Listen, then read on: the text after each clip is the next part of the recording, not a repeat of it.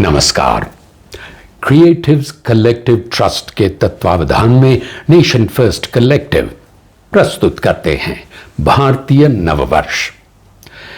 देवियों और सज्जनों, हिंदू धर्म या सनातन धर्म यानी उत्सवों की न रुकने वाली श्रृंखला। और उत्सव यानी केवल आनंद मनाना ही नहीं, हर त्योहार के पीछे गहरा ऐतिहासिक और नैतिक महत्व होता है। खगोलीय और वैज्ञानिक सिद्धांत भी उजागर होते हैं। तो क्या महात्म्य है हमारे नववर्ष चैत्र शुक्ल प्रतिपदा का? सबसे पहले नए वर्ष की शुभकामनाएं। देखिए, नया वर्ष यानी आए हुए वर्ष में समय की गिनती का फिर से आरंभ। हम जंत्री को या कैलेंडर को सहस्राब्दी, शताब्दी, दशक, वर्ष, महीने, सप्ताह, दिवस आदि में गिनते हैं। लेकिन ब्रह्मांड के रचयिता ब्रह्मा जी की जंत्री में पहली इकाई कल्प थी। कल्प अर्थात ब्रह्मा का एक दिवस, जो कि 4 अरब 23 करोड़ मानव वर्ष के बराबर है। और प्रतिपदा यानी किसी भी पक्ष की प्रथम तिथि। संक्षेप में, गुड़ी पाड़वा को या भारतीय नववर्ष को जीव उत्पत्ति के प्रथम दिवस या समय के आरंभ के रूप में भी देखा जा सकता है। संभवतः इसीलिए इसे कल्प प्रतिपदा भी कहा गया है। कल्प प्रतिपदा यानी द ओरिजिनल फर्स्ट डे। इसका अर्थ तो यह हुआ कि ये केवल हम भारतीयों का ही नहीं, पूरे विश्व के लिए नववर्ष माना जाना चाहिए। और यही है आज का अनुष्ठान। और अनुष्ठान का आरंभ शुभ मंगल के गायन से होता है। देवियों सज्जनों, ये मानने को मन करता है कि अनूप जलोटा नाम में अनूप कदाचित उपनाम होगा, क्योंकि हो सकता है कि उनके बेजोड़ गायन की वजह से वो अनूप कहे गए हैं, या अनूप नाम ने उनको उपमा से परे कर दिया है। लेकिन इतना तो हम अवश्य जानते हैं कि जब उनके उपमा रहित स्वर में अतुलनीय सुर छिड़ते हैं तो वातावरण में मंगल छा जाता है। फिर वो भक्ति की गहनता हो या किसी दैवी बालक के ठुमक ठुमक चलते पग। पद्मश्री अनूप जलोटा। भारतीय नववर्ष की आप सबको बहुत बहुत शुभकामनाएं। नेशन फर्स्ट कलेक्टिव एनएफसी के जो मेंबरान ने ये पूरा आयोजन किया है, उसको बहुत बहुत धन्यवाद। तो अनूप जी, आज आप हम सब दर्शकों को और हम सबको अपनी एक भावपूर्ण पुरसोज आवाज से सराबोर करने वाले हैं। तो एक राम जी का प्यारा भजन जो आपने कहा था। तुलसी की रामायण बोले, रामचरित अपनाओ। रामचरितमानस पढ़ लेने से कुछ नहीं होगा, उसको अपनाना होगा। तुलसी की रामायण बोले, रामचरित अपनाओ। धर्म कर्म की मर्यादा में जीवन सफल बनाओ। रामचरण सुखदाई, भज मन रामचरण सुखदाई। भज मन रामचरण सुखदाई। जी चरणन से निकसी सुरसरी, शंकर जटा समाई। जटा शंकरी नाम परो है, त्रिभुवन तारण आई। भज मन रामचरण सुखदाई। जी चरणन की चरण पादुका, भरत रहो लिवनाई। सोई चरण केवट धोइली ने, सोई चरण केवट धोइली ने, तब हरि नाम चढ़ाई। भज मन रामचरण सुखदाई रामचरण रामचरण रामचरण रामचरण सुखदाई। बहुत ही सुंदर, बहुत ही सुंदर। धन्यवाद, बहुत बहुत धन्यवाद, अनूप जी, बहुत आपकी आवाज सुनकर और लोग तो वैसे ही मुग्ध हो जाते हैं। मैं एक आपसे प्रार्थना करना चाहता हूँ, करबद्ध प्रार्थना, क्योंकि अब हम जुड़े ही हैं। तो एक आप बहुत प्यारा गाते हैं, ठुमक चलत रामचंद्र। हाँ हाँ, तो जरूर अगर सुनिए।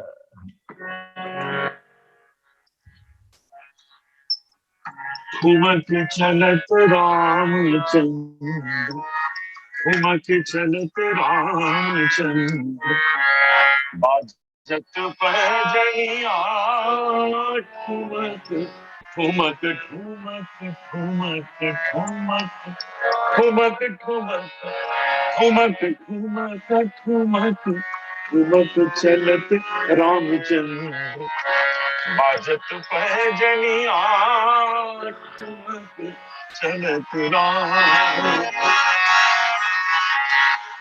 किल की रात उठत धाय किल की रात उठत धाय गिरत भूमि नट पटाए भाई माए गोद लेत दशरथ की रनिया ठुमक चलत रामचंद्र विद्रुम से अरुण अधर बोलत मृदु बचन मधुर सुंदर नासिका बीच लटकत लटकनिया ठुमक चलत रामचंद्र तुलसीदास अति आनंद निरख के मुखार बिंद रघुवर की छवि समान रघुवर मुख बनिया ठुमक चलत रामचंद्र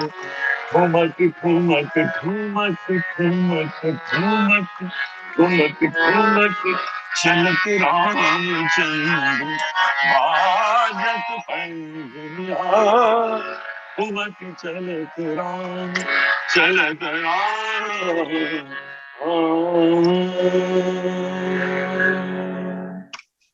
बहुत सुंदर अनु जी, बहुत धन्यवाद, बहुत धन्यवाद। बहुत धन्यवाद। मैं ये शुभ अवसर लेता हूँ कि नेशन फर्स्ट कलेक्टिव हमारी जो ऑर्गेनाइजेशन है, ये फिल्म इंडस्ट्री के लोगों की ऑर्गेनाइजेशन है। करीब हम लोग 100 जी लोग हैं जो राष्ट्रवादी लोग हैं, और हम जी भारतीय संस्कारों को और इन सब चीजों को बढ़ावा देते हैं, राष्ट्रवादी चीजों को। अच्छा, तो आपका बहुत बहुत धन्यवाद। और आपने इतना सुंदर जो भजन हमको 2 सुनाए हैं, उसके लिए बहुत बहुत धन्यवाद। मैं पूरे एनएफसी की ओर से आपका धन्यवाद करता हूँ। धन्यवाद। जय पर हम श्री फिर राम। मिलेंगे जल्दी। धन्यवाद, जय जल्द श्री राम, मिलेंगे जी। जय श्री राम। जय श्री राम, जय श्री। धन्यवाद अनूप जी, और धन्यवाद संजीव कोहली जी। मैं चेतन माथुर गदगद हो गया हूँ कि वो राम जी जो सदैव हमारे हृदय में वास करते हैं। अनूप जलोटा जी ने बहुचर्चित राम भजन सुनाकर नव वर्ष को नव चेतना से भर दिया है। कहते हैं आज चैत्र शुक्ल प्रतिपदा के दिन राम जी का राज्याभिषेक हुआ था, और हमारा सौभाग्य है कि राम जी के चरित्र को धारावाहिक रामायण में चरित्रार्थ करने वाले अरुण गोविल जी हमारे साथ जुड़े हैं। तो आइए सुनते हैं अरुण गोविल जी के विचार। नमस्कार। सबसे पहले मैं अरुण गोविल आप सबको भारतीय नववर्ष, नव संवत्सर, गुड़ी पड़वा और युगाब्द की ढेरों शुभकामनाएं देता हूं। चैत्र मास की शुक्ल प्रतिपदा को वर्ष प्रतिपदा या युगादि कहा जाता है, यानी नए युग का आरंभ। इस दिन हिंदू नव वर्ष का आरंभ होता है। वैदिक शास्त्रों और पुराणों के अनुसार सृष्टि के निर्माता भगवान ब्रह्मा जी ने चैत्र मास के शुक्ल पक्ष की प्रतिपदा तिथि को इस संसार को रचा था। इसलिए इस पावन तिथि को नव संवत्सर पर्व के रूप में भी मनाया जाता है। इस दिन लोग पूजा पाठ करते हैं और तीर्थ स्थानों पर जाते हैं। लोग पवित्र नदियों में स्नान करते हैं। शुक्ल प्रतिपदा का दिन चंद्रमा की कला का प्रथम दिवस माना जाता है। जीवन का मुख्य आधार वनस्पतियों को सोमरस चंद्रमा ही प्रदान करता है। इसे औषधियों और वनस्पतियों का राजा कहा गया है, इसीलिए इस दिन को वर्षारंभ माना जाता है। भारतीय त्योहारों के संदर्भ में बात कही जाए तो न सिर्फ हिंदू नववर्ष बल्कि प्रत्येक भारतीय त्यौहार हमारी सभ्यता से गहरे जुड़े हुए हैं और हमारे भूत यानी हमारे बुजुर्ग, वर्तमान यानी युवा पीढ़ी और भविष्य यानी बच्चों के बीच में गहरा सामंजस्य स्थापित करते हैं। भारतीय त्योहारों में एक संतुलन का दर्शन होता है। इसके अतिरिक्त हमारे हिंदुस्तान में सभी वित्तीय संस्थानों का नववर्ष अप्रैल से प्रारंभ होता है और भारतीय अर्थव्यवस्था की रीढ़ कृषि का संबंध भी चैत्र महीने से जुड़ा हुआ है। चैत्र में फसलों की कटाई होने के बाद किसानों के पास धन आता है और जब उनके पास धन आएगा तो निश्चित रूप से खुशहाली उनके कदम चूमेगी। प्रकृति के लिहाज से देखें तो चैत्र शुक्ल पक्ष आरंभ होने के पूर्व ही प्रकृति नववर्ष आगमन का संदेश देने लगती है। वृक्ष पौधे अपने जीर्ण वस्त्रों को त्यागते हैं। जीर्ण शीर्ण पत्ते पतझड़ के साथ वृक्ष शाखाओं से पृथक हो जाते हैं। पलाश खिल रहे हैं, वृक्ष पुष्पित हो रहे हैं, आम बौरा रहे हैं, सरसों नृत्य कर रही है, वायु में सुगंध और मादकता की असली मस्ती अनुभव हो रही है। भारतीय सांस्कृतिक जीवन का विक्रमी संवत से गहरा नाता है। विक्रमी संवत के स्मरण मात्र से ही विक्रमादित्य और उनके विजय अभियान की याद ताज़ा होती है। सम्राट विक्रमादित्य ने इसी दिन राज्य स्थापित किया। भविष्य पुराण के अनुसार वैदिक धर्मों के न होने के कारण संसार का पतन हो रहा था और ये देखकर शिवजी ने विक्रमादित्य को पृथ्वी पर भेजा। उन्होंने अपने लिए 32 पुतलियों से सजा एक सिंहासन बनवाया। शिवजी की पत्नी पार्वती जी ने उनकी रक्षा करने के लिए और उन्हें पहेलियों के साथ निर्देश देने के लिए एक बेताल बनाया। बेताल विक्रमादित्य को कहानियां सुनाता और मार्गदर्शन करता।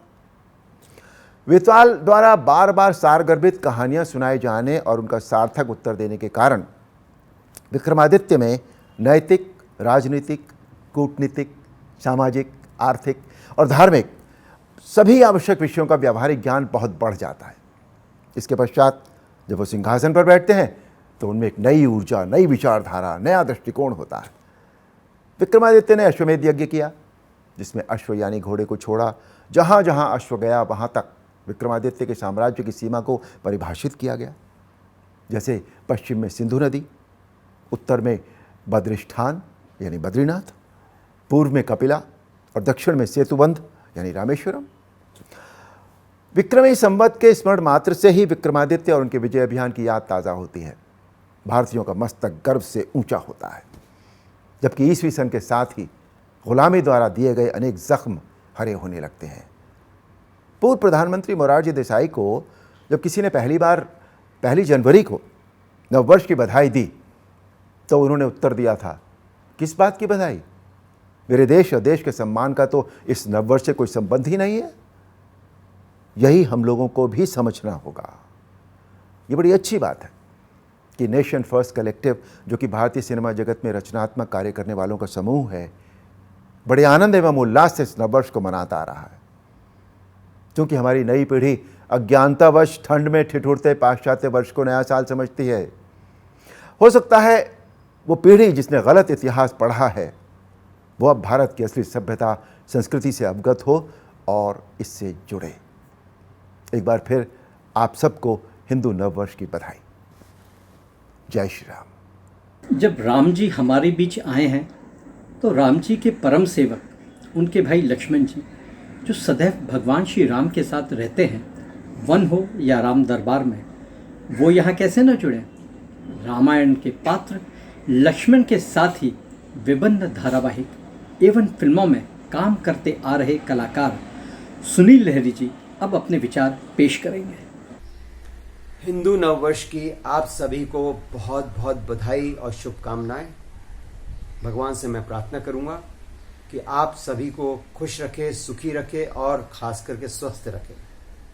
मैं सुनील लहरी बहुत भाग्यशाली हूं। मैं ही क्यों, हर हिंदुस्तानी शब्द पे ध्यान दीजिएगा, हिंदुस्तानी, हिंदुओं का स्थान को भाग्यशाली होना चाहिए कि उसे इस धरती पर पैदा होने और इस कल्चर को जानने, समझने और इसका हिस्सा बनने का सौभाग्य प्राप्त हुआ है। पर दुर्भाग्य है कि हमें अपने इस हिंदू कल्चर के बारे में या हिंदुइज्म के बारे में या हिंदुत्वता के बारे में बहुत कम नॉलेज है। ये जो कल्चर है ये हम भूल रहे हैं या इसको याद नहीं कर रहे हैं, पर वेस्ट इस कल्चर को जानने के लिए, पढ़ने के लिए, समझने के लिए और अडॉप्ट करने के लिए उग्रसर है। हम वहां भाग रहे हैं, वो यहां आ रहे हैं। पर अगर देखा जाए तो मैं समझता हूं कि हिंदुत्वता से बड़ा जो कल्चर है वो कोई और हो नहीं सकता, संस्कृति कोई और हो नहीं सकती। ये कोई धर्म नहीं है, ये एक संस्कृति है जो हमें बहुत अच्छी और एक सभ्य इंसान की बातें सिखाती है। जैसे कि हमें सिखाती है कि दूसरों के प्रति आदर, सत्कार, सम्मान क्या होता है। हमें त्याग की भावना सिखाती है, हमें अतिथि देवो भव की बातें सिखाती है। मैं अपने आप को थोड़ा भाग्यशाली इसलिए समझता हूं कि मुझे रामायण एक ऐसे ग्रंथ के साथ जुड़ने का मौका मिला और उसके थ्रू मैंने बहुत कुछ सीखा कि रिश्तों को कैसे निभाया जाता है, रिश्तों को के अंदर कितनी त्याग की भावना होनी चाहिए, कितना प्यार होना चाहिए, कितना समर्पण होना चाहिए। मैंने कहीं कहा भी है कि अगर हम 3 ग्रंथ जो हमारे हैं हिंदुओं के, वो अगर अपने अंदर उतार लेते हैं तो मैं समझता हूं कि आपसे अच्छा इंसान कोई और हो नहीं सकता। जैसे कि रामायण हमें सिखाती है कि हमें क्या करना चाहिए, महाभारत हमें सिखाती है कि हमें क्या नहीं करना चाहिए, और भागवत हमें सिखाती है कि हमें कैसे जीना चाहिए। इन 3 ग्रंथों को उतारिए, आप जान जाएंगे और अपने अंदर एक बदलाव देखेंगे, अपने अंदर एक अजीब सी ऊर्जा देखेंगे। और अगर हम इन कल्चर को अडॉप्ट करते हैं तो हमारे जीवन में सुख ही सुख होगा। और भी कई हिंदुत्व की बातें हैं जो हमें अपनी आने वाली पीढ़ी को बतानी चाहिए, सिखानी चाहिए। और आज की तारीख में अगर देखा जाए तो रामायण एंड महाभारत जैसे महान ग्रंथों ने रिसेंटली टीवी पर आके प्रूव कर दिया कि आज का जो यूथ है वो वेस्ट की तरफ जरूर जा रहा है, पर उस हमारे कल्चर को भी जानना चाह रहा है। तो उनको बढ़ावा दीजिए, उनके ऊपर जो हल्की सी धूल लगी हुई है उसको मिटाइए, क्योंकि वही जनरेशन है जो हमारे कल्चर को आगे लेके जाएगी। आज मैं आपको एक बात बताना चाहता हूं कि मेरे अपने जो फैन फॉलोइंग है वो सारी यूथ है, 80% यूथ है, 15 से 32 साल के बीच की। और मैं उनसे इंटरेक्ट करता हूं और बहुत सी बातें मुझे पता लगती हैं कि कितने नॉलेजेबल हैं वो लोग। तो आप लोगों से मेरी यही विनती है कि आप अपने कल्चर को आगे बढ़ाइए, अपने जो हिंदू नववर्ष है उसके बारे में जानिए। हमें हिंदू नववर्ष के बारे में कुछ नॉलेज ही नहीं है। अगर आप देखेंगे कि हम नए साल मनाते हैं तो इंग्लिश कैलेंडर के हिसाब से मनाते हैं, हैप्पी न्यू ईयर कर देते हैं। कभी किसी ने हिंदू नववर्ष में किसी को ग्रीट किया है हिंदू नववर्ष की शुभकामनाओं के साथ? नहीं किया। ये चैत्र मास में जब शुक्ल प्रतिपाद में गुड़ी पड़वा जैसा अवसर आता है या उगादी कहते हैं इसको, तो इसमें हमें हिंदू नववर्ष बनाना चाहिए, हिंदू कल्चर को बढ़ावा देना चाहिए। मेरी आप लोगों से विनती है कि आप अपने बच्चों को, आने वाली पीढ़ी को अच्छी शिक्षा दें। मैं आप सभी का धन्यवाद कहूँगा और खास करके टीवी और फिल्म जगत की संस्था नेशन फर्स्ट कलेक्टिव का बहुत बहुत आभारी हूँ कि उन्होंने मुझे अपने विचार रखने का मौका दिया, सौभाग्य दिया। धन्यवाद। जय राम जी। धन्यवाद सुनील लहरी जी। अब जिनसे हम जुड़ पाए हैं वो है भारी भरकम आवाज़ के धनी, अनगिनत फिल्म एवं धारावाहिकों में नित्य नया चरित्र साकार करने वाले श्री सुधीर पांडे जी।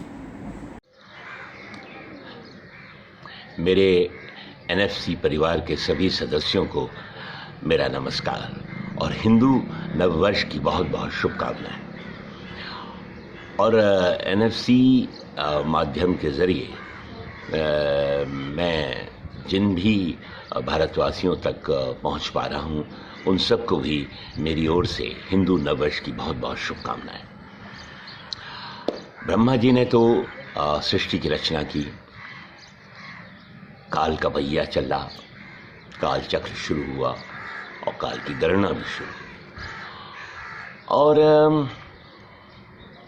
ये एक बड़ी दिलचस्प बात है कि सृष्टि के हम सब अंश हैं और सृष्टि ने ही अपने अंश को इतनी शक्ति दी है कि वो सृष्टि में छुपे हुए सारे रहस्य, वो सृष्टि में छुपी हुई वो सारी शक्तियाँ उनको खोज पाए।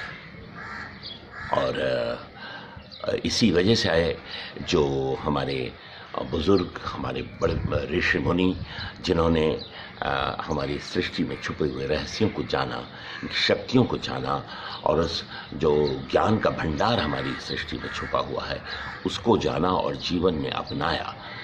ये जो है बाद में चलकर हमारे हिंदू सनातन संस्कृति का जो पंचांग है वो उसमें आया, जिसे हम हिंदू कैलेंडर भी कह सकते हैं। और ये बड़े मज़े की बात है कि हम अंग्रेज़ी कैलेंडर का इस्तेमाल अपनी रोज़मर्रा के जीवन में करते हैं, डायरी मेंटेन करते हैं या अपॉइंटमेंट मेंटेन करते हैं कि भाई ये है। लेकिन जब हमें रोज़ अपने किसी शुभ कार्य के लिए शुभ घड़ी चुननी होती है तो हम अपने पंचांग की ओर जाते हैं। हम पंचांग में वो ढूंढते हैं कि वो कौन सा सही समय रहेगा। ये बहुत बड़ी बात है, क्योंकि हमारा पंचांग जो है वो सिर्फ कैलेंडर नहीं है, वो ख़जाना है, ज्ञान का ख़जाना है, भंडार है वो। चाहे वो गणित हो, चाहे खगोल शास्त्र हो, चाहे ज्योतिष विद्या हो, चाहे सौर मंडल हो, चाहे वो ऋतुएं हों, चाहे वो सूर्योदय हो, चाहे सूर्यास्त हो, और सूर्योदय सूर्यास्त के बीच पूरे दिन में जो प्रहर होते हैं वो हों, अच्छे बुरे, शुभ घड़ियाँ, अशुभ घड़ियाँ, ये सब खजाना है हमारे पंचांग में। इसीलिए जब भी हमें कोई शुभ कार्य करना होता है तो हम इस पंचांग में ढूंढते हैं, चाहे वो बच्चे का जन्म हो, चाहे वो किसी का विवाह हो, चाहे किसी को अपना नया व्यवसाय शुरू करना हो, चाहे किसी को नए घर की नींव डालनी हो। ये तमाम शुभ घड़ियों के लिए और अच्छे बुरे वक्त को समझने के लिए, जानने के लिए और उसको आधार बनाकर अपना जीवन आगे बढ़ाने के लिए हम पंचांग का सहारा लेते हैं। इसीलिए पंचांग सिर्फ कैलेंडर नहीं है, वो हमारे जीवन का एक आधार भी है। और मुझे लगता है आदिकाल से ये हम जीवन जो काल का जो चक्र चल रहा है और जिस तरह से हम इस पंचांग को हम आधार बनाकर चले हैं, वो आज पंचांग उतना ही बुलंद है और आगे भी पंचांग हमेशा वैसा ही रहेगा। एक बड़ी मज़े की बात मैं आप सबसे साझा करना चाहूँगा, वो ये कि मुझे याद है कि बचपन में करीब जब मैं पहली कक्षा में, पहली से समझिए 8वीं-9वीं कक्षा तक, मेरा जन्मदिन जो है वो हिंदी कैलेंडर की तिथि के हिसाब से, पंचांग के हिसाब से तिथि निकाली जाती थी और वो बनाया जाता था। पंडित जी माता पिता जी को बताते थे कि भाई इस साल इसका जन्मदिन जो है वो इस तिथि पे पड़ रहा है, ये समय शुभ है और पूजा पाठ की तैयारियां कर लेना, उसी हिसाब से सब होता था। तो बड़ा आनंद आता था उसमें। और जब मैं पूजा के बाद पकवान वकवान कुछ मिठाई विठाई लेकर जब स्कूल जाता था और उन सबसे कहता था कि कल मेरा जन्मदिन था, तो कहते तुम्हारा जन्मदिन तो कल कहाँ, तुम्हारा तो इतनी तारीख को है। तो मैं कहता था नहीं, हमारा ये जन्मदिन जो है हिंदू कैलेंडर, हिंदू तिथि के हिसाब से है, पंचांग के हिसाब से है, और हमारे यहाँ तो ऐसे ही मनाया जाता है। तो कुछ लोग के यहाँ जिनके यहाँ मनाया जाता होगा उनके लिए नई बात नहीं थी, लेकिन कई लोगों को बड़ा ताज्जुब होता था, क्योंकि उस वक्त ये केक कटने का और ये मोमबत्तियाँ जलाने का इतना चलन तो शुरू हुआ नहीं था। बहरहाल ये बड़ी मज़ेदार चीज़ है। बल्कि अभी कुछ सालों से मेरे दिमाग में ऐसे चल रहा था कि आने वाले समय में मैं अपने जन्मदिन को हिंदू कैलेंडर की, अपने पंचांग की तिथि के हिसाब से ही मनाऊं, क्योंकि पता नहीं हम लोग एक चीज़ को एक समय तक चलाते हैं, 9वीं 10वीं कक्षा तक, जैसा मैंने कहा, कि उसके बाद फिर हम लोग अपने कारोबार के लिए निकल पड़ते हैं और उन चीज़ों से, उन बुनियादी चीज़ों से कट जाते हैं, जिसकी तकलीफ बाद में होती है। तो मैं समझता हूँ कि हमें अपने पंचांग पर आस्था रखनी चाहिए, हमारा उस पंचांग पर विश्वास होना चाहिए, हमें उसका आदर करना चाहिए, और हमें अपने जीवन को उस हिंदू ये सनातन संस्कृति के पंचांग के हिसाब से ही आगे चलाना चाहिए। जितना उसको हम अपने जीवन में इस्तेमाल कर सकें वो बेहतर होगा। तो एक बार फिर सभी को हिंदू नववर्ष की बहुत बहुत शुभकामनाएं। नमस्कार। जय हिंद, जय भारत, वंदे मातरम। सुधीर पांडे जी ने कितनी सटीक बात कही कि पंचांग हमारे जीवन का अंग है। हम अपने सारे कार्य पंचांग देखकर करते हैं, और इस पंचांग की एक खूबी यह भी है कि इसमें काल की गणना सटीक की गई है। मनुष्य के जन्म पर ही यह जान लिया जाता है कि इस घड़ी में जन्मे शिशु का व्यवहार कैसा होगा, ताकि वह सतर्क रहकर सही आचरण कर सके, दुर्घटनाओं से बच सके। मैं देख रहा हूं कि हमारे बीच फिल्म के प्रसिद्ध कलाकार, जिन्होंने बाग बहादुर, सलीम लंगड़े पर मत रो वगैरह फिल्मों में मुख्य भूमिका निभाई और अब कई सशक्त भूमिकाओं में नजर आते हैं, श्रीमान पवन मल्होत्रा जी अपनी शूटिंग के बीच से समय निकालकर आए हैं। आइए हम उनका स्वागत करते हैं। नमस्कार। सभी भारतीयों को 13 अप्रैल हिंदू नव वर्ष की बहुत बहुत शुभकामनाएं। भगवान से प्रार्थना करता हूं कि आप सभी का नव वर्ष शुभ हो। जय हिंद। पवन मल्होत्रा जी पवन वेग से आए और पवन वेग से ही चले गए, परंतु जाते जाते वो मेरे हाथ में एक संदेश छोड़ गए हैं और वो चाहते हैं कि ये संदेश मैं आपको पढ़कर सुनाऊं।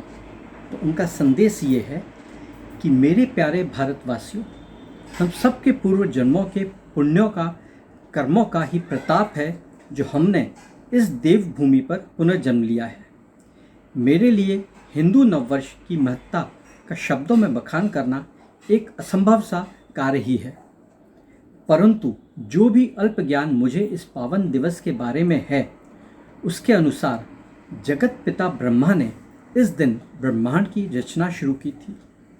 इस दिन मुख्यतः ब्रह्मा जी का और उनकी निर्माण की गई दुनिया के प्रधान देवी देवताओं, ऋषि मुनियों, मनुष्यों, नदियों, पर्वतों, पशु पक्षियों और कीटाणुओं का ही नहीं, बल्कि रोगों और उनके उपचारों तक का पूजन किया जाता है। इस भारतवर्ष में काल कन्या इसी दिन प्रारंभ हुई थी। भारत की गौरवमयी सभ्यता और संस्कृति में संवत्सर का विशेष महत्व है। हिंदुओं के प्रायः सभी शुभ संस्कार, विवाह, मुंडन, नामकरण में मंत्र जप अनुष्ठानों और संकल्पों के समय संवत के नाम का प्रयोग किया जाता है।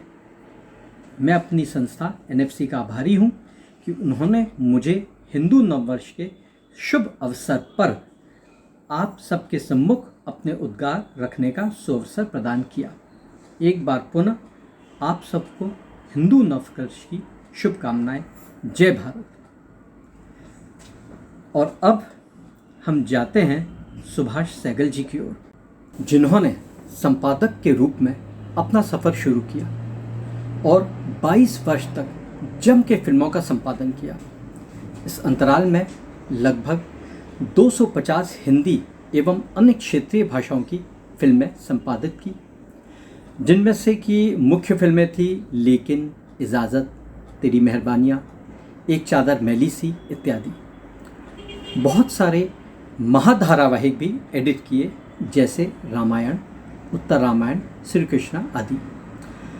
सुभाष सहगल जी श्रेष्ठ संपादक के पुरस्कार से सम्मानित हुए, बतौर जूरी राष्ट्रीय पुरस्कार चयन समिति में रहे और अब कैंची को छोड़कर कलम की सेवा में लगे हैं। 2015 से हिंदी काव्य लिखने का जो जुनून सवार हुआ, भिन्न भिन्न विषयों पर लगभग 1500 कविताएं लिख चुके हैं। 15 हिंदी कविताओं की पुस्तकें प्रकाशित हो चुकी हैं। पर कहते हैं ना, कविता का हार्द तो कवि की विचारधारा और शब्द विन्यास होते हैं, लेकिन यह भी सच है कि कविता में लेखन के अलावा उसका पठन भी कभी कभी उतना ही महत्वपूर्ण बन जाता है। और यह तभी होता है जब स्वर और पठन हो उत्कृष्ट नरेशन के लिए राष्ट्रीय पुरस्कार विजेता हरीश भिमानी का। आइए कुछ काव्यमय समय बिताएं सुभाष सहगल और हरीश भिमानी जी के साथ। नमस्कार। देवों की इस भूमि पर, ऋषियों की इस भूमि पर, मुनियों की इस भूमि पर नववर्ष सदा उल्लास भरा, आभास भरा, इतिहास भरा। 7 दिवस में विश्व बना, ब्रह्मा जी ने ब्रह्मांड गढ़ा। चैत्र मास के प्रथम दिवस नववर्ष कहा गुड़ी पाड़वा। परिवर्तित होते ग्रह नक्षत्र, जग में बिखेरते नव उल्लास, आह्लादित करता हर मन को, पशु पक्षी हों या अमलतास। पेड़ों पौधों पर कलियां आए, चहुं ओर दिव्यतम घट छाए। अवतार विष्णु बन प्रभु आए, उपवास सहर्ष नवरात्र लाए। नववर्ष प्रभु धरती आए, अध्यात्म वैकुंठ से संग लाएं। उन्नत स्वरूप ब्रह्मा का रूप, शिव जी की ढाल विष्णु की भाल, नववर्ष धरा पर ले आए। अति शीत नहीं अति ग्रीष्म नहीं, पावन हो कोमल हो साल। दिखती न धूल चहुं ओर फूल, धरती आकाश जगमग प्रकाश। अति शुद्ध महान माने किसान। वसंत यही, मधुमास यही, चैत्र यही, फागुन भी यही। कोयल कूकन का मास यही, भारत आभा आभास यही। चैत्र भरे खलिहानों को, आनंदित करे किसानों को। खेतों में ये हलचल लाए, हरियाली फसलें लहराएं। उत्साह भरे दे आत्मबल, निर्मल हो पवन निर्मल हो जल। चैत्र आए खुशियां लाए, मंगलमय प्राणी गीत गाएं। गौरी गणेश करें गृह प्रवेश, चमके सूरज राशि हो मेष। नववर्ष सदा ही हो विशेष, नववर्ष सदा ही हो विशेष। कहते ब्रह्मा विष्णु महेश, नववर्ष सदा ही हो विशेष। नववर्ष की अनेकानेक शुभकामनाएं। नववर्ष की अत्यंत काव्यात्मक प्रस्तुति के बाद हमारे समक्ष श्रीपाद M गार्गे जी आ रहे हैं, जो IIT में गणित के प्राध्यापक हैं, जिन्होंने बीजगणितीय समूहों में डॉक्टरेट किया है हरिश्चंद्र अनुसंधान संस्थान प्रयागराज से। इन्हें रुचि है हिंदू संस्कृति और संबंधित वैज्ञानिक अध्ययनों में। यह प्रकाश डालेंगे हिंदू कालगणना की वैज्ञानिकता और विशेषता पर। तो आइए समय की गणना करने के प्राकृतिक वैज्ञानिक हिंदू तरीके से अवगत हों। नमस्कार, आप सबको वर्ष प्रतिपदा उत्सव की या अपने हिंदू नववर्ष की हार्दिक शुभकामनाएं। आयोजकों को मैं आभार व्यक्त करना चाहूंगा कि उन्होंने मुझे इस विषय पर विवेचन देने के लिए आमंत्रित किया। वैसे तो मैं यहाँ भारतीय प्रौद्योगिकी संस्थान, जिसको हम कॉमन लैंग्वेज में IIT के नाम से जानते हैं, वहाँ गणित का अध्यापक हूँ।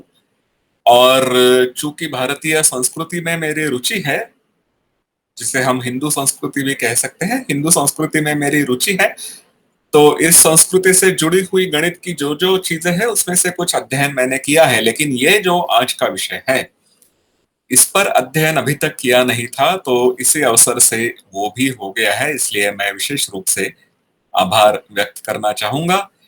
और मेरा जो विषय है वो है हिंदू कालगणना, वैज्ञानिकता और विशेषता। आपको ये स्लाइड्स दिखाई दे रही होगी।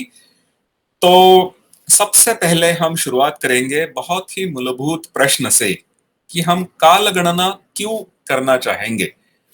वैसे आप अगर किसी फिलॉसफी में या तर्कशास्त्र के वर्ग में चले जाएं, तो वहां पर आपके अध्यापक आपको बताएंगे कि आपने हर समय प्रश्न उठाने चाहिए। जैसे ये चित्र बताता है कि अध्यापक अपने शिष्य को कहता है कि उसने हर चीज पर प्रश्न उठाना चाहिए, जो भी उसे पढ़ाया जाता है उस पर प्रश्न उठाना चाहिए। अब ये जो बात अध्यापक जी ने कही है, उसको अगर हम शब्दार्थ के रूप में ले लें, उसके लिटरल मीनिंग में ले लें, तो क्या हो सकता है ये अभी देखिए। वो शिष्य भी उससे तुरंत पूछते हैं वाई। जो बात अध्यापक जी ने कही है, क्वेश्चन एवरीथिंग, उसी के ऊपर भी तो प्रश्न किया जा सकता है, लेकिन शब्दार्थ के ऊपर नहीं जाना है। हमें उसका जो मूल अर्थ है वो देखना है। और वो मूल अर्थ ये है कि जो भी कुछ हम करते हैं या जिस भी किसी चीज को हम महत्व देते हैं, उसके ऊपर हमें चिंतन करना चाहिए। तर्कशास्त्र का मूलभूत सिद्धांत यही है कि आप जो भी सीखते हैं, तर्कशास्त्र हो या कोई भी और विषय हो, उसमें मूलभूत सिद्धांत यही है कि जो आप सीखते हैं उसे ठीक तरह से सीखने के लिए उसके ऊपर चिंतन करना अतिशय आवश्यक है। तो हम इस प्रश्न पर भी चिंतन करते हैं कि कालगणना की आवश्यकता क्या है भला, क्यों हम रखते हैं कैलेंडर या पंचांग या जो भी काल मानक हम रखते हैं, वो किस लिए रखते हैं। तो उसके उत्तर भी बहुत ही स्वाभाविक है। उसके 3 मुख्यतया कारण होते हैं। पहला तो है आरोग्य। ये किस लिए है? तो हमारे बहुत प्राचीन लोगों ने या आप लोगों ने भी देखा होगा कि ऋतु होते हैं और हर एक ऋतु के अनुसार वातावरण में बदल आता है। हमारा आयुर्वेद जो है, उसमें अगर आपने थोड़ी पढ़ाई की होगी या कुछ आप अंतर्जाल पे मतलब इंटरनेट पे ढूंढेंगे, तो आपको पता चलेगा कि जैसे दिनचर्या होती है, वैसे ऋतुचर्या भी होती है। तो हर दिन में हर एक समय पर क्या क्या करना चाहिए, यह आयुर्वेद बताता है। एक मतलब आदर्श दिन किस तरह से हमने व्यतीत करना चाहिए, यह आयुर्वेद बताता है। उसके साथ साथ ऋतुचर्या भी होती है। कौन से ऋतु में क्या खाना चाहिए, कौन से ऋतु में कौन सा काम करना चाहिए।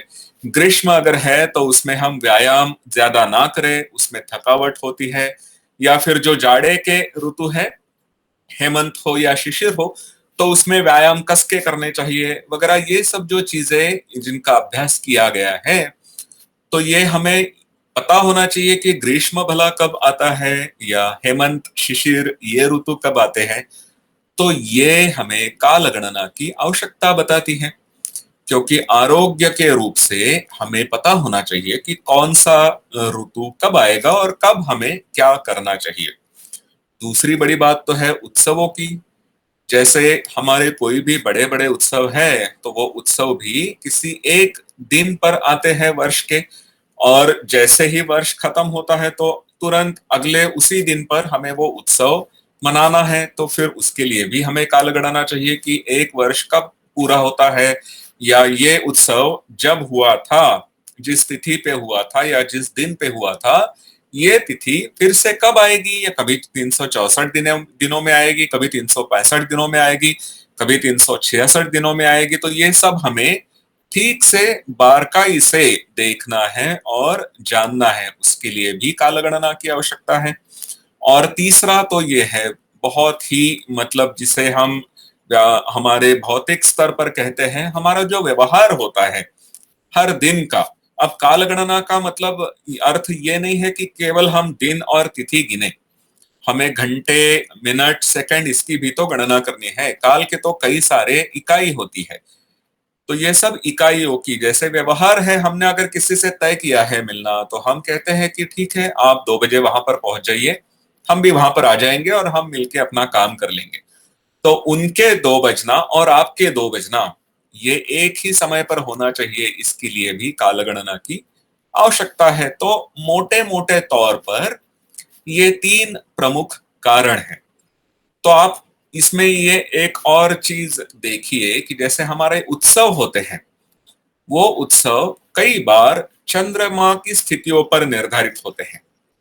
तो चंद्रमा की कौन सी तिथि कब आएगी ये हमें जानना बहुत जरूरी है। और उसके साथ ही आरोग्य की बात मैंने की, ऋतु, तो ऋतु कब आता है, तो ऋतु पृथ्वी सूर्य का चक्र लगाती है, और फिर वो चक्र लगा के जब पूरा होता है, 1 वर्ष पूरा होता है, तो उसके बाद ऋतु बदलते हैं, तो उससे ऋतु होते हैं। ऋतुओं का जो चलन वलन है वो सूर्य के इर्द गिर्द पृथ्वी का जो चक्र लगाना है उसके ऊपर निर्धारित है। और हमारे उत्सव जो है वो ज्यादातर चंद्रमा की स्थितियों पर है, जो चंद्रमा पृथ्वी के चक्कर लगाता है। तो इन दोनों का मेल भी रखना चाहिए। तो हमारी काल गणना ऐसी होनी चाहिए कि जो एक ही समय पर सूर्य के इर्द गिर्द जो पृथ्वी चक्कर लगाती है, वर्ष उसका ध्यान रखे, पृथ्वी अपने और चक्र लगाती है जिससे हम सूर्य का उदय होता है और सूर्यास्त होता है, उसका भी ध्यान रखें। और फिर चंद्र का उदय होता है, चंद्र का अस्त होता है, उसका भी ध्यान रखे। या चंद्र की कलाएं होती है, कभी पूर्णमासी में पूरा चंद्रमा दिखता है, तो कभी अमावस्या में चंद्रमा का दर्शन होता ही नहीं है। तो ये सब चीजें भी, जो एक आदर्श कालगणना हो उसमें ये सब होना चाहिए।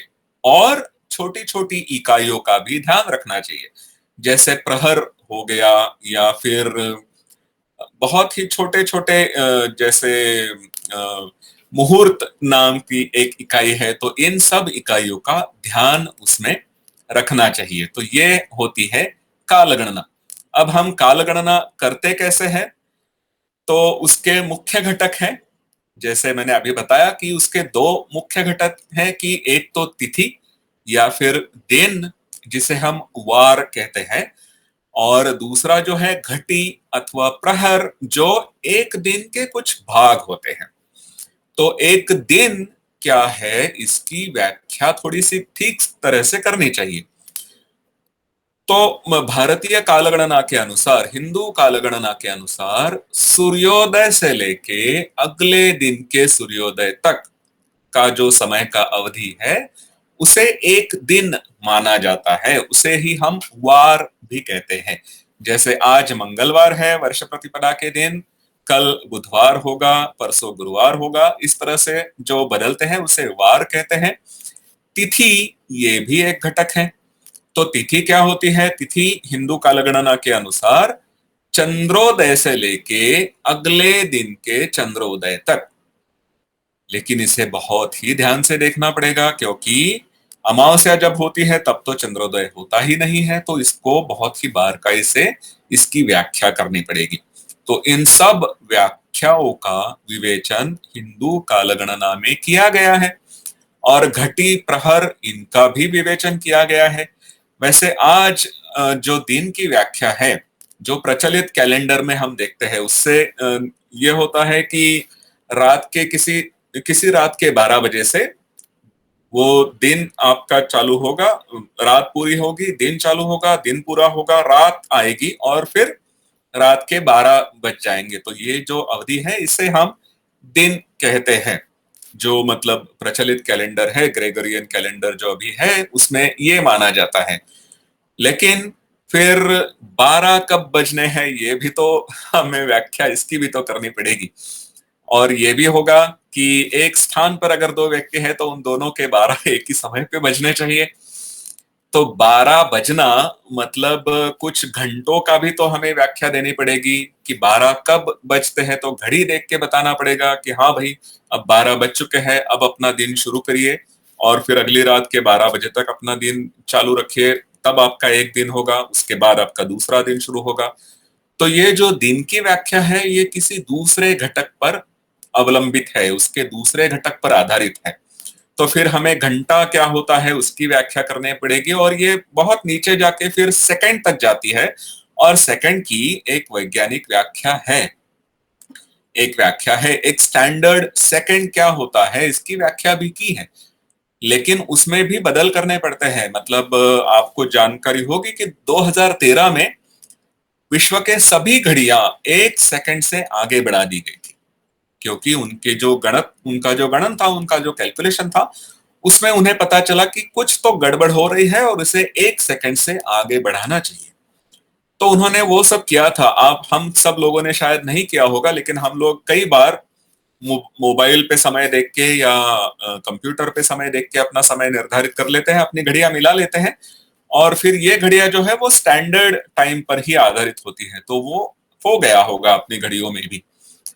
लेकिन हिंदू कालगणना में जो दिन की व्याख्या है वो किसी नैसर्गिक चीजों पर आधारित है, और ये नैसर्गिक चीजें भी ऐसी हैं जो बहुत कम बदलती है। ऐसा नहीं होगा कि किसी दिन सूर्य का उदय होगा ही नहीं, ऐसा नहीं होगा कि पूर्णिमा का दिन है, पूर्णमासी का दिन है और आपको चंद्र दिखाई ही ना दे, आकाश पूरा स्वच्छ है, कोई बादल नहीं है, कोई भी मेघ विचरण नहीं कर रहे, और फिर भी आपको चंद्रमा दिखाई नहीं न दे। ये तो होने वाला है नहीं। अगर ये होने वाला है तो फिर दिन और तिथि की व्याख्या छोड़िए और किसी दूसरे चीज की चिंता करने लगी है।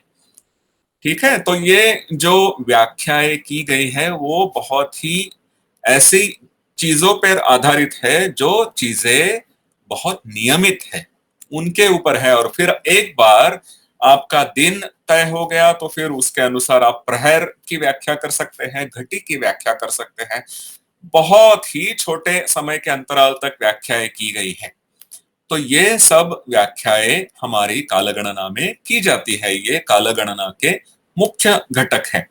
अब कालगणना हम जो करते हैं उसके साधन हमारे पास जो है वो ज्यादातर इस तरह के होते हैं। काल निर्णय ये मुंबई में बहुत प्रचलित है और कई भाषाओं में भी निकलता है। तो ये एक चित्र मुझे मिला जिसमें कई भाषाओं में निकलने वाला ये काल मापक है, इसलिए मैंने ये चित्र लगाया। मुझे काल निर्णय की कोई विज्ञापना यहाँ पर नहीं करनी है। और दूसरे तरह का काल मापक ये होता है जिसे हम पंचांग कहते हैं।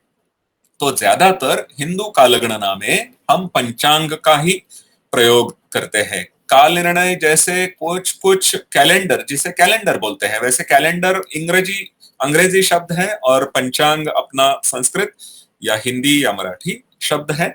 दोनों का अर्थ एक ही है, दोनों एक ही बताएंगे, दोनों काल मापक है, लेकिन उसमें क्या क्या जानकारी उपलब्ध है उसके ऊपर उसका महत्व अवलंबित है। तो जो काल निर्णय जैसा है, जो थोड़ा सा भारतीय पद्धति का ही कैलेंडर है, उसमें कई सारी जानकारी आपको मिलेगी। लेकिन आप कोई पाश्चात्य कैलेंडर देखेंगे, आप अगर वेबसाइट पे जाएं और कैलेंडर डाउनलोड करें कोई भी पीडीएफ, तो आपको बाकी सारी चीजों की जानकारी नहीं मिलेगी। आपको केवल दिन मिलेगा, डे जो होगा वो, और मंथ महीने का कौन सा दिन किस दिन पर आता है, मतलब उस दिन का अंक महीने में। जैसे आज है 13 अप्रैल, तो अप्रैल का 13वां महीना मंगलवार पे पड़ता है 2021 साल का, यही आपको वो कैलेंडर बताएगा, उससे आगे कुछ भी नहीं बताएगा। एक छोटी चीज उन्होंने ये भी की है कि लीप ईयर जोड़ दिया है, लेकिन उससे आगे वो जाते नहीं है। लेकिन अगर हम पंचांग देखेंगे तो आपने अगर पंचांग देखा होगा तो आपको ये पता होगा कि उसमें कई सारी चीजें भरी रहती है, इतनी सारी चीजें भरी रहती है कि कभी कभी वो पढ़ना बहुत मुश्किल हो जाता है। हम सोचते हैं कि भाई हमें बस आज का दिन देखना है, आज की तारीख देखनी है, तो बस हम कैलेंडर क्यों ना प्रयोग करें। तो हमें ये ध्यान में रखना चाहिए कि पंचांग में कई सारी चीजें होंगी। जैसे आपको पौर्णिमा अगर है तो पूर्णमासी कब आती है, किस महीने के कितने दिन पे आती है, कौन से वार पे आएगी, ये हमें पंचांग से पता चलेगा। और केवल इतना ही नहीं, वो किस समय से शुरू होती है। जैसे अब 24 घंटों का जो गणना का निर्धारित हुआ है वो हम पकड़ते हैं घड़ी के अनुसार, जो है रात से 12 बजे से फिर अगली रात के 12 बजे तक। ये तो अब बहुत ही सर्वमान्य हो गया है। तो उसी के अनुसार आपके स्थान पे पूर्णमासी कब शुरू होगी, चंद्रोदय कब शुरू होगा, चंद्रास्त कब होगा, या कोई कोई पंचांग तो अन्य ग्रहों की जानकारी भी देते हैं। तो खगोलीय जो जानकारी है वो जानकारी भी आपको पंचांग से मिलती है। तो ये पंचांग हिंदू कालगणना का एक सबसे बड़ा साधन है। इसी को हम थोड़ा और विस्तार में समझेंगे। तो पंचांग इसका अर्थ है जिसके 5 अंग है। पंच अंग ये संधि की गई है, तो पंच अंग इसको मिला के पंचांग हुआ है। और उसमें मोटे मोटे तौर पे इन 5 चीजों की जानकारी होनी है। तिथि, हमने देखा कि तिथि क्या है, चंद्रोदय से लेके अगले दिन के चंद्रोदय तक जो समय की अवधि है उसे तिथि कहते हैं। फिर दिन या जिसे वार भी कह सकते हैं, तो ये सूर्योदय से सूर्योदय तक, या फिर रात के 12 बजे से दूसरे अगली रात के 12 बजे तक, ये दिन बताएगा आपको। उसके बाद नक्षत्र बताएगा, योग बताएगा और करण बताएगा। जिनको ज्योतिष शास्त्र में थोड़ी रुचि है उनको ये 3 चीजें काफी महत्वपूर्ण है। इन 3 चीजों पर भी चर्चा हो सकती है, लेकिन अभी तो हम केवल तिथि और दिन, इन दोनों पे ही चर्चा करेंगे। ये जो सबसे छोटी इकाई है समय की, उसके ऊपर तो हम नहीं जाएंगे। वैसे मैं आपको बता दूं कि हिंदू कालगणना में सबसे छोटी इकाई से, मतलब अपनी पलक झपकते समय जितना समय लगता है, उसके कुछ भाग से लेके ब्रह्मदेव के 1 वर्ष तक, या फिर ब्रह्मदेव के 1 वर्ष से भी ज्यादा, इतना कालगणना का अध्ययन किया गया है, इतनी सब चीजों की व्याख्या की गई है। तो ये एक बहुत ही व्यापक अभ्यास है जो हुआ है। ठीक है, तो ये हमारे पंचांग का एक बहुत ही बड़ा वैशिष्ट्य है। तो अभी हम आगे जाके देखते हैं पंचांग के वैशिष्ट्य क्या है। तो पहली बात तो यह है कि पंचांग पूरी तरह से वैज्ञानिक है। अब वैज्ञानिक है इसका अर्थ क्या है, तो ये हम देखेंगे आगे। हमारा विषय ही है हिंदू कालगणना की वैज्ञानिकता और विशेषता। तो वैज्ञानिकता तो हम देखेंगे, लेकिन ये वैज्ञानिक है, यही एक सबसे बड़ी विशेषता है, यही एक इसका सबसे बड़ा वैशिष्ट्य है। दूसरा वैशिष्ट्य क्या है, दूसरा वैशिष्ट्य यह है कि ये चंद्रमा और सूर्य दोनों के गतिविधियों का मेल रखता है।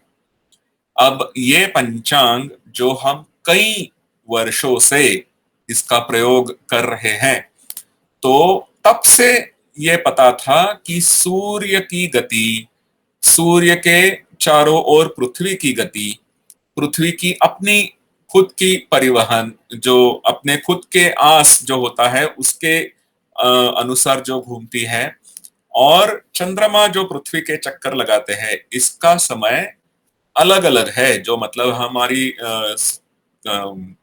काल की जो समय की छोटी इकाई है उसमें तक जाए तो देख सकते हैं कि ये पूर्णांक में नहीं हो सकता।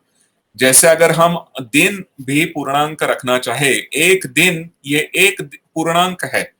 हम समय जब समय की गणना करते हैं तो ऐसे नहीं कह सकते कि चलिए अब आधा दिन हो गया शुक्रवार का और उसके बाद हम शनिवार शुरू करेंगे, ऐसे तो नहीं कह सकते। तो ये पूर्णांक में होना चाहिए। और ये दुर्दैव की बात है, या फिर कहिए कि ये बहुत ही इंटरेस्टिंग बात है कि चंद्रमा की गति और पृथ्वी की सूर्य की चारों ओर जो गति है ये एक दूसरे से पूर्णांक में नहीं मेल खाते, तो इसलिए थोड़ी बहुत एडजस्टमेंट करनी पड़ती है, लेकिन ये इसकी सोच हमारे हिंदू कालगणना गणना में की गई है, ये भी एक वैशिष्ट्य है। ठीक है, और दोनों का महत्व है। जैसे मैंने कहा कि ऋतु का निर्धारण जो होता है वो सूर्य की ओर पृथ्वी का कैसे विहरण होता है उसके ऊपर है, और जो हमारी सभी विशेष जैसे कोजागिरी पूर्णिमा हो या आज का ही दिन ले लीजिए, तो अमावस्या के तुरंत दूसरे दिन जो चैत्र मास की प्रतिपदा आती है उसी पर हम वर्ष प्रतिपदा कहते हैं। तो हमारे जो उत्सव है वो चंद्र के तिथियों पर आधारित है, और जो ऋतु है आरोग्य की दृष्टि से देखा जाए तो वो सूर्य की गति, मतलब पृथ्वी की सूर्य की ओर गति, इसके ऊपर आधारित है। और इसमें इंटरेस्टिंग बनाने के लिए पृथ्वी अपने खुद की ओर भी घूमती है, जिससे हमें सूर्योदय और सूर्यास्त दिखता है। तो ये सभी चीजों का मेल इसमें रखा है, ये एक बहुत बड़ी विशेषता है। और एक वैशिष्ट्य ये है कि ये बहुत ही प्राचीन है। हमने कथा कहानियों में ये पढ़ा है, और जब हम महाभारत वगैरह की इतिहास पढ़ते हैं तो उसमें पता है कि जयद्रथ वध जब होने वाला था तब कृष्ण को ये पता था, भगवान श्री कृष्ण को, कि उस दिन सूर्य ग्रहण होने वाला था, उस दिन शाम को सूर्य ग्रहण होने वाला था। और उसी समय जब ग्रहण हुआ तो कौरवों ने सोचा कि चलिए अब तो सूर्य अस्त हो गया है, और फिर उन्होंने जो अपना व्यूह बनाया था वो तोड़ दिया। जयद्रथ भी निकल आया, और कृष्ण ने बताया नहीं था अर्जुन को, तो अर्जुन ने अपने चिता तैयार कर ली थी कि चलिए मैं अब चिता में कूद जाता हूं। और फिर कुछ देर जाने के बाद जयद्रथ भी देखने आया था कि अर्जुन कैसे अब चिता में जलेगा, और फिर कुछ समय पश्चात ही वो सूर्य ग्रहण छट गया, और श्री कृष्ण ने बताया ये देखो जयद्रथ और ये देखो सूर्य, अभी सूर्यास्त पूरा हुआ नहीं है, उठाओ अपना बाण और कर दो इसका वध। तो ये तो हमने सुना है, हमने देखा भी होगा टीवी पर जब महाभारत देखी। तो इसका अर्थ है कि उस समय काल गणना होती थी, उस समय सूर्य ग्रहण कब है क्या है ये पता होता था सबको। नहीं तो अगर कृष्ण को ये पता नहीं होता तो कृष्ण कुछ ना कुछ करके या तो सूर्यास्त होने से पहले जयद्रथ का वध करवाने की कोशिश करते, या फिर जब उन्हें लगता कि सूर्य ग्रहण के समय सूर्यास्त हो गया है तो उन्होंने खुद ही जयद्रथ का वध करने की चेष्टा की होती। तो कुछ तो उन्होंने किया होता, लेकिन वैसे उन्होंने कुछ भी किया नहीं है। और इसका अर्थ यह है कि सूर्य ग्रहण होने वाला है ये उनको पता था। तो ये सब काल गणना के अंग उस समय भी थे। और हम तो कहते हैं कि एक युधिष्ठिर शक है जो ख्रिस्त के 3000 वर्ष पहले से चालू है। आज भी अगर हम देखें तो उसमें 3031 या 32 ऐसे कुछ वर्ष जोड़ने पड़ते हैं जो आज का इंग्लिश कैलेंडर का वर्ष है, तब जाके हमें वो युधिष्ठिर शक मिलता है। तो ये काल गणना 5000 वर्षों से शुरू है, और तब से लेके अब तक केवल कुछ छोटे भाग में यह निर्धारित नहीं की जाती। इसका जो नियमन है वो किसी छोटे भाग में नहीं होता हमारे देश के, ये पूरे देश में एक ही पंचांग चलता है। जैसे एक उदाहरण के तौर पर मैं आपको बताना चाहूंगा कि कुंभ मेला जो है वो हर 12 वर्ष के बाद कोई 4 जगह निर्धारित है, और उन चारों जगहों पर 12-12 वर्ष के बाद वो लगता है। तो हर 3 वर्ष बाद वो जो मुख्य कुंभ जिसको बोलते हैं या महाकुंभ, उसका स्थान बदलता रहता है। तो वर्ष 2001 में मैं प्रयागराज में था। अभी परिचय में बताया कि मेरा पीएचडी का अध्ययन प्रयागराज में हुआ है। तो वर्ष 2001 में मैं वहां पर था, और उस समय महाकुंभ प्रयागराज में ही था। और 24 जनवरी का जो दिन है उस समय मौनी अमावस्या थी। ये एक बहुत ही पवित्र दिन माना जाता है, और उस समय उस दिन पर, मौनी अमावस्या के दिन पर किसी भी नदी में आप स्नान करें तो ये बहुत पुण्य कारक माना जाता है। तो ये आरोग्य की दृष्टि से शरीर के लिए अच्छा होगा। तो जो कुंभ स्थान है, गंगा जी का जो स्थान है, वहां पर अधिकृत संख्या के अनुसार उस एक दिन में 3 करोड़ लोग वहां पर आए थे स्नान करने के लिए। मैं स्वयं वहां पर था। हमारा जो संस्थान है वो गंगा जी के तट पर था, अभी भी है। और जो हमारा बहुत बड़ा कैंपस है उसमें पूरी दीवारें बंधी हुई है, लेकिन हम कुछ अंतर पर खड़े रह के देख सकते थे। गंगा जी का जो पात्र था वो थोड़ा नीचे था और हम जहां पर खड़े थे वो जगह थोड़ी ऊंची थी, तो वहां से हम देख सकते थे कि पूरा पात्र भरा पड़ा है। वहां पर सब लोग अपना अपना आकर के स्नान कर रहे। 3 करोड़ लोग एक दिन में आ गए। और ये दूसरी अधिकृत संख्या यह है कि वो जो महाकुंभ का कुछ 3-4 दिनों का अवधि होता है मुख्य मुख्य स्नानों का, उसमें एकत्रित करके 7 करोड़ लोगों ने गंगा स्नान का अनुभव किया था। अब देखा जाए तो 2011 में जो लोक संख्या थी उत्तर प्रदेश की वो 19 करोड़ थी और 2001 में वो 16-17 करोड़ थी। और उसमें से 7 करोड़ लोग वहां पर नहाने आए। ये तो थोड़ा मुश्किल है कि पूरे उत्तर प्रदेश से हर एक 2-3 लोगों में से एक ने आके वहां पर स्नान किया है, ये थोड़ा मुश्किल है। ये कहना होगा कि जो आसपास के राज्य हैं वहां से भी लोग आए होंगे। कई साधु तो बहुत बहुत दूर से आते हैं, कुछ लोग हिमालय से आते हैं, कुछ लोग दक्षिण से आते हैं।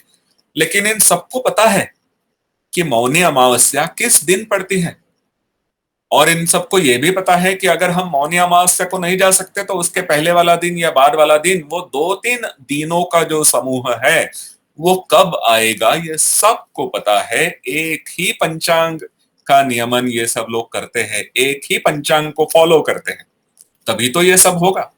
और ये प्राचीन काल से चलता हुआ आ रहा है, तो ये इसका एक बहुत ही बड़ा वैशिष्ट है। अब थोड़ा वैज्ञानिकता पर भी देखा जाए तो वैज्ञानिकता, तो इसमें ये एक वैज्ञानिकता है कि जिसमें गणित जो है, अब थोड़ा पहले हम ये सोचे कि वैज्ञानिकता होता क्या है, व्हाट इज साइंटिफिक। तो अगर आप कहीं इंटरनेट पे इसकी व्याख्या देखने जाएं तो आपको पता चलेगा कि जो तर्क के आधार पर है, जिसको बहुत ही सोच समझ के किया है, वो है वैज्ञानिक। साइंटिफिक का अगर आप अंग्रेजी शब्दकोश में अनुवाद देखेंगे तो यही आपको मिलेगा, और ये सही भी है। और इसी अर्थ से हमारा पंचांग वैज्ञानिक है, क्योंकि इसके ऊपर बहुत सारी सोच की गई है, इसके ऊपर काफी सारा अभ्यास किया गया है। मैं आपको बाद में बताऊंगा जब सुधार की बात आएगी तब किन किन लोगों ने कैसा कैसा अभ्यास किया है। मुझे 5 मिनट और लगेंगे, उससे ज्यादा मैं नहीं लूंगा। तो सौर वर्ष और चंद्रमा के आधारित ऊपर तिथि, इन दोनों का अगर मेल रखना है तो आपको इन दोनों की समय की गति निर्धारित करनी होगी, और ये किसी भी प्रयोग के बिना संभव नहीं है। तो ये तो निश्चित है कि कई सारे प्रयोग किए गए होंगे और उसके बाद ही यह तय हुआ होगा कि किस तरह से तिथि का निर्धारण होगा, किस तरह से वर्ष का निर्धारण होगा, किस तरह से दिन का निर्धारण होगा, यानी वार का निर्धारण होगा। तो ये किसी ना किसी प्रयोग पर ही आधारित होगा, उसके बिना इतना सटीक काल गणना का अध्ययन या नियमन हो ही नहीं सकता। दूसरा यह है कि दैनिक कार्यक्रमों का भी ध्यान रखा गया है, कि जैसे अगर आपको ये तिथि, किसी विशेष तिथि पर आपको कुछ करना है तो पंचांग में अगर आप देखेंगे तो आपको ये भी बताया जाएगा कि इस समय से इस समय तक शुभ घड़ी है। अगर आप मानते हैं उन चीजों को और आपको उस अनुसार अपना कार्यक्रम तय करना है, निर्धारित करना है, तो उसकी जानकारी भी आपको उसी में मिलेगी। तो सभी चीजों का ध्यान रखा गया है, ये भी वैज्ञानिकता का एक बहुत बड़ा आधार है। आपको जो भी एक संकल्पना बनानी है तो उस संकल्पना बनाने के लिए किन किन चीजों का ध्यान रखना चाहिए, ये तो बहुत ही बड़ी आवश्यक बात है। तो इन सभी चीजों का ध्यान रख के ये पंचांग बनाया है। उसके बाद पता चला कि जो महीने होते हैं, जो मास होते हैं, तो वह मास तो हर एक वर्ष में 12 आते जाएंगे, चैत्र से लेके फाल्गुन तक, फागुन जिसे बोलते हैं कुछ जगह पर। और वर्ष तो है हमारा सूर्य के अनुसार, सूर्य के इर्द गिर्द पृथ्वी का जो भ्रमण होगा उसके ऊपर। तो इन दोनों का मेल रखने के लिए अधिक मास भी बनाया है।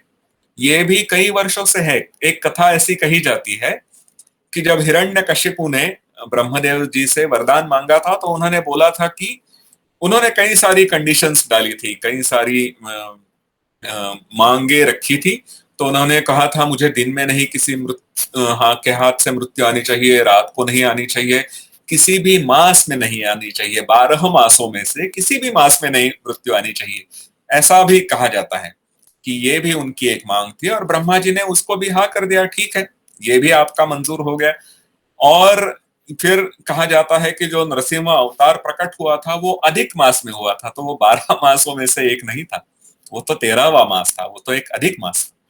तो ये अधिक मास ये कब से है ये पता नहीं है, और इसका अगर इतिहास अपने पास है नहीं, हम ये नहीं कह सकते कि ये पिछले 400 वर्षों से चला आ रहा है, तो इसका अर्थ है कि ये बहुत ही पुराना है।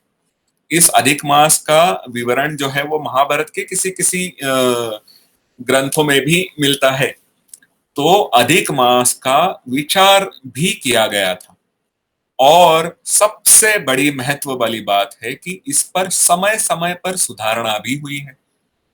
कोई भी चीज वैज्ञानिक तब होती है जब अगर आपको पता चल जाए, अगर आपको ये जानकारी मिल जाए कि कहीं पर थोड़ी चूक हो रही है, कहीं पर हमारा गणन ठीक नहीं आ रहा और कुछ व्याख्याओं को बदलना चाहिए या कुछ छोटी चीजों को बदलना चाहिए, तो वो सुधारणाओं का स्वीकार भी होना चाहिए, तभी उसी को हम वैज्ञानिक कहते हैं। तो हमारे पंचांग में ये सुधार भी स्वीकार हुआ है। तो अब मैं इसका अंत ये इसी विषय से करना चाहूंगा कि इसमें सुधार कब कब आए हैं। तो ऐसा माना जाता है, जो अब अभी साहित्य हमारे पास उपलब्ध है उसके अनुसार आर्यभट्ट, ये एक प्रसिद्ध गणिती थे और खगोल शास्त्री भी थे, तो उन्होंने आर्यभट्टीय नाम की एक रचना की है, उन्होंने एक साहित्य लिखा है और उन्होंने ज्योतिष के ऊपर सिद्धांत ज्योतिष नाम की एक पुस्तक लिखी थी, तो उसमें उन्होंने ये सब विवेचन किया था। और ये लगभग 499 जो ईसवी सदी है उसके अनुसार माना जाता है। उसके 6-7 साल बाद वराह मिहिर नाम के एक गणितज्ञ थे, जिन्होंने सैद्धांतिक पंच सिद्धांतिका नाम की रचना की। उसके 5 भाग थे, 5 अलग अलग सिद्धांत थे। उसमें से एक था वशिष्ठ सिद्धांत और एक था सूर्य सिद्धांत। तो ये सूर्य सिद्धांत के अनुसार हमारा पंचांग जो कई उसके बाद लगभग 1000 वर्ष तक चलता रहा। और इसी समय मैं आपको ये भी बता दूं कि ऋग्वेद जो कि हमारा सबसे प्राचीनतम ग्रंथ माना जाता है, उसके बाद जिन ग्रंथों की रचनाएं हुई है उसमें ब्राह्मण करके कुछ ग्रंथों के प्रकार होते थे। तो तैत्तिरीय ब्राह्मण जो एक ग्रंथ है उसमें पंचांग का उल्लेख है। तो प्राचीन कितना है, तो ये इतना प्राचीन है कि ऋग्वेदों के बाद जो ग्रंथों की रचना हुई है उसमें पंचांग का अस्तित्व है। ठीक है। और फिर वराह मिहिर जिन्होंने लगभग 505 के करीब अपना पंच सिद्धांतिका लिखी, उसके लगभग 1000 साल तक उसी को फॉलो किया गया, उसी के ऊपर सब पंचांग था। दुर्दैव यह है कि हमारे भारतवर्ष पे उसके बाद आक्रमण हुए और जो खिलजी था उसने तो नालंदा विश्वविद्यालय के ग्रंथालय को जला दिया। उसमें कई सारे ग्रंथ थे जो बहुत ही महत्वपूर्ण थे, केवल गणित और पंचांग के विषय से नहीं, कई और विषयों के ग्रंथ थे। और नालंदा तो ये एक बड़ा विश्वविद्यालय है, इसलिए हमें पता है कि ये इसके साथ ऐसा ऐसा हुआ है। कई सारे छोटे मोटे विश्वविद्यालय थे जिनको नष्ट कर दिया, उद्ध्वस्त कर दिया गया। उसके बाद अंग्रेज आए और उसके बाद जब फिर से पढ़ाई का कल्चर, पढ़ाई की संस्कृति, अध्ययन की संस्कृति पूरे भारतवर्ष में हुई। वैसे तो हमें पता है कि जो स्कॉलर्स लोग थे, जो अध्ययन करते थे, तो वो थोड़े धीरे धीरे भारतवर्ष के ही थोड़े नीचे नीचे गए और अंत में केरल में बसे। तो माधवाचार्य जिनके बारे में अभी अभी पता चला है कि उन्होंने कैलकुलस का आविष्कार ये न्यूटन और लाइबनिट्ज के पहले ही कर दिया था, ये तो केरल में थे। तो ये लोग भी अध्ययन करते थे, लेकिन अगर पूरे भारतवर्ष में अध्ययन की प्रथा फिर से शुरू हुई और उसके बाद भी सुधार की बातें चली तो लोकमान्य तिलक जी अग्रणी थे, जिन्होंने ये इसके ऊपर काफी गंभीरता से विचार किया था और उन्होंने कुछ सुझाव भी दिए थे। तो ये सब सुझाव, अब तिलक जी के सभी सुझाव तो लोगों ने स्वीकार नहीं किए। फिर हमारा जो स्वतंत्र केंद्र सरकार था, भारत स्वतंत्र होने के बाद, तो लगभग 1952 में डॉक्टर मेघनाथ साहा जी के अध्यक्षता में एक समिति की स्थापना हुई जिसे कैलेंडर रिफॉर्म कमेटी कहते हैं। तो उसने भी कुछ सुझाव दिए, उनमें से कुछ को स्वीकार किया, कुछ को नहीं स्वीकार किया, लेकिन ये सुधार की प्रक्रिया भी लगातार चलती रही है। ये वैज्ञानिक होने का एक सबसे बड़ा प्रमाण है और मुझे तो लगता है कि सुधार की अभी और आवश्यकता है। जैसे मैंने कहा कि काल निर्णय जैसा अगर हमें कोई कैलेंडर जो हम दीवार पे टांग देते हैं, और पंचांग जो है वो एक पुस्तक है तो उसे हमें खोल के पढ़ना पड़ता है। पंचांग पढ़ना भी इतना सहज नहीं है, वो थोड़ा सीखना पड़ता है, या कई बार पंचांग के पहले 1-2 पन्नों पर लिखा होता है कि पंचांग को कैसे पढ़ा जाए। तो ये एक छोटा सुधार भी शायद होना चाहिए कि पंचांग की ही कोई आवृत्ति ऐसे निकले जो कैलेंडर जैसी दिखे। तो हमें तिथि देखनी है, अंग्रेजी दिनांक देखना है और वार देखना है, तो क्यों ना हम कोई एक ऐसा कोष्टक या कोई टेबल बना दे जिसमें पक्ष हो, चैत्र का कृष्ण पक्ष हो, शुक्ल पक्ष हो, कृष्ण पक्ष हो, फिर वैशाख का शुक्ल पक्ष हो, कृष्ण पक्ष हो, और जैसे काल निर्णय जैसा कैलेंडर अगर आपने देखा होगा तो उसके पहला जो पन्ना होता है उस पर जनवरी छपा होगा, पूरा वो कोष्टक होगा, वो टेबल होगा, और उसके पीछे बहुत सारी महत्वपूर्ण जानकारी होती है। तो हम क्यों ना कोई पंचांग ऐसे बनाए कि जिसमें जो पहला पन्ना है जिसको कोई भी आते जाते सहजता से पढ़ ले, तो उसमें अंक दिए हो और उसमें ये सब दिया हो, और जो भी फिर बाद वाली जानकारी है वो पिछले पन्ने पर आप दे दिया जाए। तो ये अगर हम करेंगे तो मुझे लगता है कि पंचांग की लोकप्रियता इससे थोड़ी बढ़ेगी, लोग पंचांग का प्रयोग करना ज्यादा शुरू करेंगे और थोड़ा पॉपुलराइजेशन भी होगा, उससे कुछ लोगों को काम भी मिलेगा, नए नए पंचांग छपेंगे। तो सुधार की जो आशा है उसी आशा के साथ और फिर एक बार आयोजकों का आभार व्यक्त करके मैं अपनी वाणी को विराम देता हूं। धन्यवाद। संस्कृत के एक सुभाषित की एक पंक्ति है, भारतस्य प्रतिष्ठे द्वे संस्कृतम संस्कृति तथा, यानी भारत की प्रतिष्ठा 2 वस्तुओं में निहित है, संस्कृत और संस्कृति। लेकिन मैं संस्कृत में और संस्कृत के बारे में क्यों बोल रहा हूं? क्योंकि मैं संस्कृत के एक प्रकांड पंडित के बारे में 2 शब्द कहने की चेष्टा कर रहा हूं।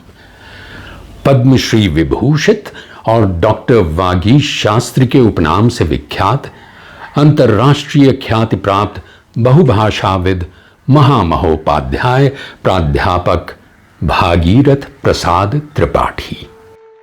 जितने महीने होते हैं उनका प्रसंग ऋतु परिवर्तन के साथ होता है। ऋतु परिवर्तन ही मास है।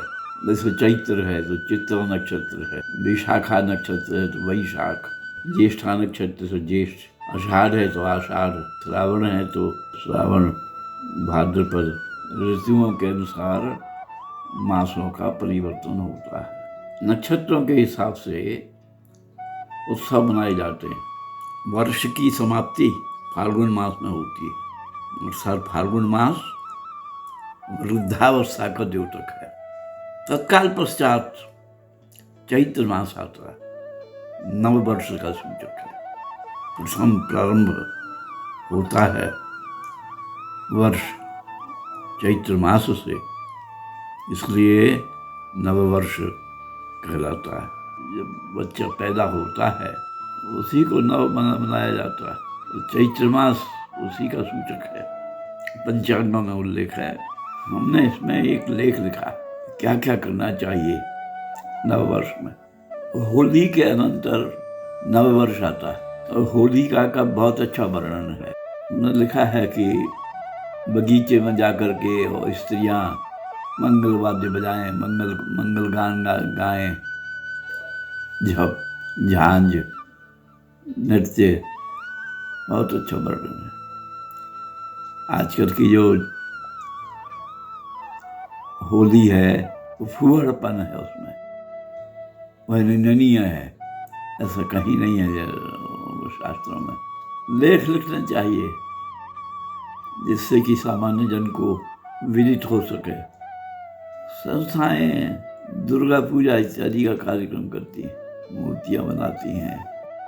हम यह भी देना चाहते हैं कि नववर्ष का तात्पर्य है नवीन कार्य प्रारंभ करो। इसमें ग्रंथ लिखे गए हैं हिंदी में, उन ग्रंथों का प्रचार होना चाहिए। इस प्रकार के कार्यक्रम कराए जाएं, उन ग्रंथों का उल्लेख कराया जाए।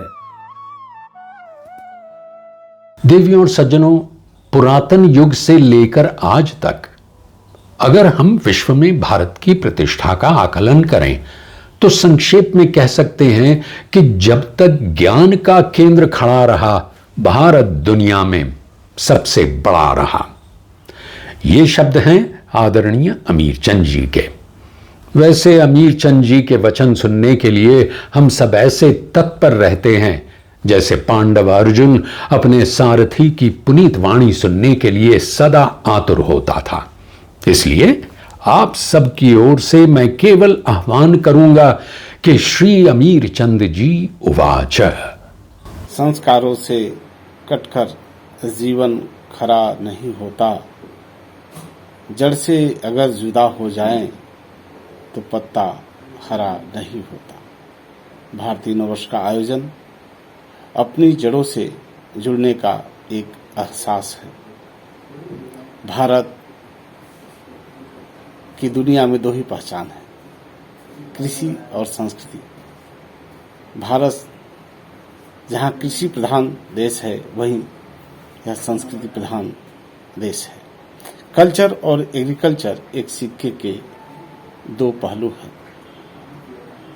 और इसलिए यहाँ के उत्सव पर्व भी कृषि आधारित हैं। इस समय नई फसल कट करके घरों में आती है, नए अनाज होते हैं, घरों में संपन्नता होती है और संपन्नता है तो उल्लास और उत्सव होना स्वाभाविक है। और इसीलिए भारत में जो नववर्ष मनाया जाता है, इस काल में मनाया जाता है। इसके भाव एक है, रूप और नाम अनेक हो सकते हैं, अलग अलग हो सकते हैं। दक्षिण भारत में युगादि के नाम से, महाराष्ट्र में गुड़ी पड़वा, पंजाब में वैशाखी, उत्तर भारत के अन्य राज्यों में वर्ष प्रतिपदा, चैत्र रामनवमी, बंगाल में पहला वैशाख, उड़ीसा में विश्व संक्रांति दिवस, असम में रंगाली बिहू, अरुणाचल में मोपिंग, तो मणिपुर में चेरोबा के नाम से बड़ी धूमधाम से यह नववर्ष मनाया जाता है। सच पूछिए, उत्सव उत्कर्ष का, भारतीय नववर्ष का यह आयोजन उत्कर्ष की ओर ले जाने वाला आयोजन हो, यही हमारी शुभेच्छा है। नमस्कार। हमेशा की भांति आज भी हम आपकी वाणी से अभिभूत हैं। देवियों और सज्जनों, अगर तर्क की दृष्टि से ये माना जा सकता है कि चैत्र शुक्ल प्रतिपदा ही असली नववर्ष है, तो फिर क्यों जूलियन या ग्रेगोरियन कैलेंडर की 1 जनवरी को नया वर्ष माना जाता है? इसका कारण है कि विभिन्न देशों के व्यापार में, विज्ञान में, प्रौद्योगिकी में सामंजस्य स्थापित करने के लिए कैलेंडर की एक रूपता नितांत आवश्यक थी और है। भाई, व्यापार और विज्ञान के बगैर तो दुनिया चलती नहीं। लेकिन जिस तरह मध्य पूर्व के कुछ देशों में विश्व के विरुद्ध जाकर रविवार की जगह शुक्रवार को साप्ताहिक छुट्टी मनाई जाती है, हो सकता है भारतीय नववर्ष का महत्व मानकर कुछ अरसे में विश्व ये स्वीकार करने लगे कि नव वर्ष का आरंभ चैत्र शुक्ल प्रतिपदा से ही होना चाहिए। इसके लिए एक संगठित महाअभियान की आवश्यकता है, जिसका आरंभ हमारे सामूहिक रूप से इस तिथि को नववर्ष के रूप में मनाने से होता है। धीमे धीमे विश्व मानेगा कि वसंत ऋतु का आगमन ही नए वर्ष का आगमन है, और शनैः ही विश्व इस कैलेंडर का अनुसरण करने लगेगा। एक बार फिर नव वर्ष की शुभकामनाएं। आपका वर्ष सुरक्षित बीते, सफल बीते। जय हिंद, वंदे मातरम।